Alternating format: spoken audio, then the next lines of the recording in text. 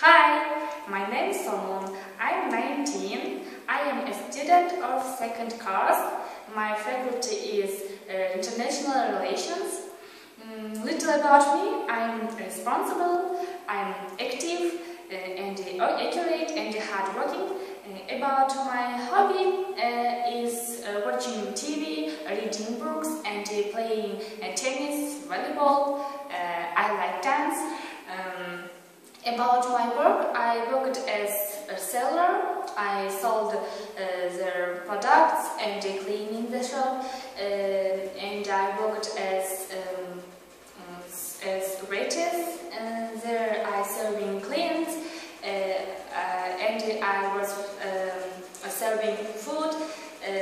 I was worked as a seller assistant. I helped to choose